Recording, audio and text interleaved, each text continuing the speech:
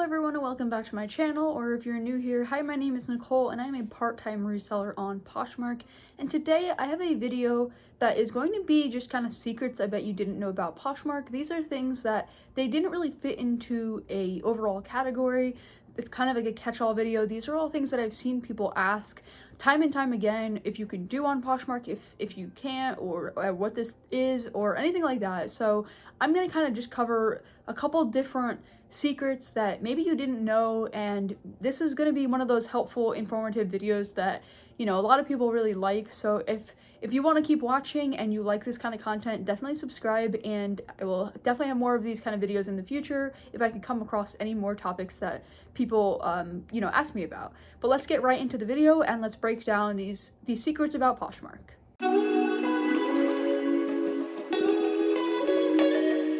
Okay, so I've seen a lot of people ask how to put your entire closet on sale, or if there's a way to do that. And honestly, there's not really a good way to do that. There's not really just like a way that you can put your closet on sale and then every listing would have that sale shown. The best way that I think to do that is to create a listing at the top of your closet and just say, like, you know, sale on these items, sale on, you know, whatever, and then you can specify the percentage or anything.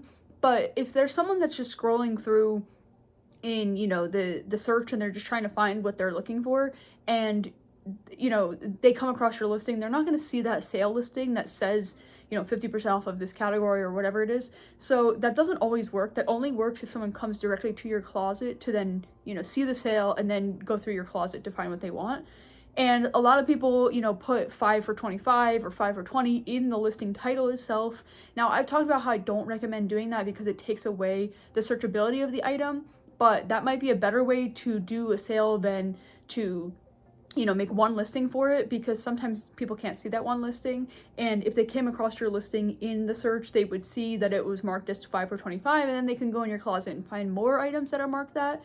So that is what some people do. Some people also put it in the description, but again, some people don't read the description. So there really isn't a great way to handle putting your whole closet on sale, and I've seen a lot of people ask if it's possible, and not really, unless you do one of these two ways of, you know, making a overall listing, or making like a banner listing, or marking it in each listing that you want to be applicable for the sale.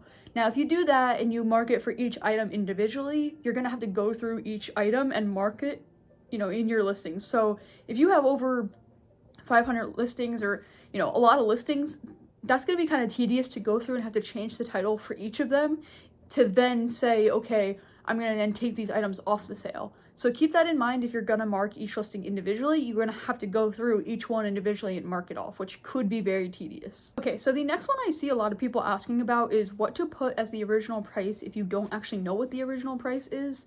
And I've always just said that putting the original price as 0 is the best option. I don't think it's good to guess the price. I don't think it's good to fill it in. I just think putting it as 0 really just provides, you know, the best response that you can. And I've seen a lot of people say, well, why don't I just try and guess? And if you try and guess, you could be wrong. And unless you know, like, unless the item is new with tag and you actually have the physical original price, just put 0. Even if you don't know it, it's better to just say 0, because I don't really think that many people look at the original price anyway, but you have to, it's a required field to fill out. So if you don't know and the tag, you don't have the physical tag with you that says this is the original price, just mark it as 0. Even in the case where I do have the tag on the item, I'll still mark it as 0 most of the time. Sometimes I think I used to put what the actual price was if there was a tag for it, but now I've just started putting 0 for everything, and it's just easier, and there's not really any confusion on, you know, if your price is accurate or not, because you have it marked at 0, and it doesn't really reflect negatively on your closet either to do that. Okay, so the next topic I wanted to discuss was actually if you can do overnight shipping on Poshmark. So many people ask if they could expedite their shipping, or if they can, you know, do overnight shipping, and the answer is no. There's only one flat rate option for shipping on Poshmark, and it kind of varies, but it's like 1 to 3 days or 1 to 4 days, something like that. But it varies, and you can't do overnight, you can't expedite, you can't pay more to expedite it, because of the way that Poshmark has flat rate shipping, and because it's flat rate priority. It doesn't allow you to kind of, you know, do overnight or anything like that. So if a customer asks you if you could do overnight shipping, just tell them that you can't do that through Poshmark, and that the only way they can purchase is if they purchased like normally, and that can take, you know, 1 to 4, maybe even longer days to get there. And I never promise people like, you know, oh, this is going to get there tomorrow or anything like that, even if it does say 1 day priority shipping, or if I know that they're in the same state as me, because you really never know. There could be shipping, you know, delays or things like that. So if you have someone that's asking for something and they need it tomorrow, or they need it like within 2 days of you shipping it, just let them know that there's no guarantee that they're gonna get it within that 2 days. And so just to be cautious when making any purchase. I've had people say like they need something for an event, and so they're ordering it and they just hope that it's gonna get there, and there's always shipping delays, and I just don't want to risk them giving me a bad review because I told them it was gonna come in a day and it didn't. So I would just let them know that this is Poshmark's policy, and it might take this amount of days, but it could take longer for the item to get to them. Okay, the next one I saw is actually an interesting idea, and a lot of people don't know that you could actually do this, but I saw someone ask how to send an offer to a non-liker. So this is actually interesting because a lot of people would think, why would you need to do this? Because if the person doesn't show that they're interested in the item, then you shouldn't be bogging them down with offers on it. But I could see a couple scenarios why this would be good. Say you relisted the item, but you know that that person was interested in it originally, you could then resend, you know, that item to their bundle. Or if you are shopping for that person directly, so a lot of people will take people's sizes and what they want and shop for it at the stores. And so if they find something that you know that person was looking for, they can tag them and share it directly with them, and it would act as if that person had liked the item, so you could share it directly to them.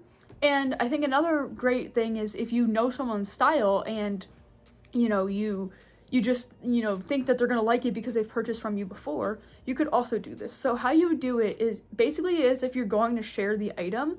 So click on the item in your closet and then click the little share button at the top, and it's going to give you an option to, you know, share to followers, share to a party, or you could type in, like there's a search bar and you could type in a handle. You have to know the person's handle of the person that you want to share this to.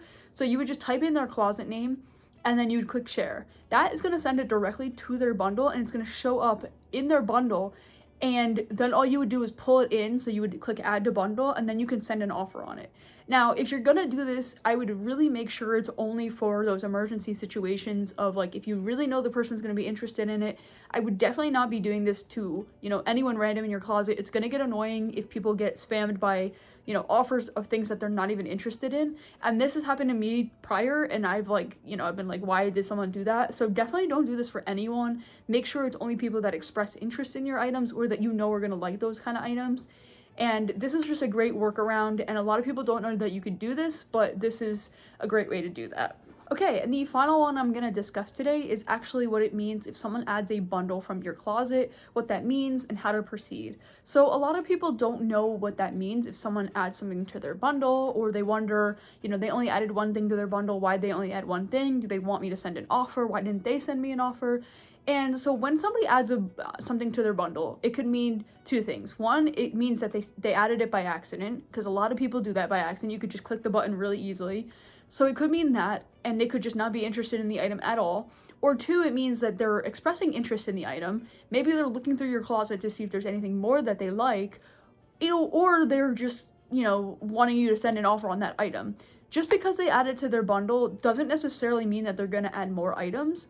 And if they don't add more items and you have that bundle discount set up, the bundle discount is only going to apply if they have the amount of items that you set up for that bundle discount. So I think my bundle discount is set up for 2 or more, or maybe 3 or more, I forget. And so it's only going to send that bundle discount if 2 or more or 3 or more is added. If only one is added, you can send your own offer, and it doesn't have to be a certain amount. And so I just send people offers if they add things to my bundle, or I ask them, you know, are you looking for more items or anything like that.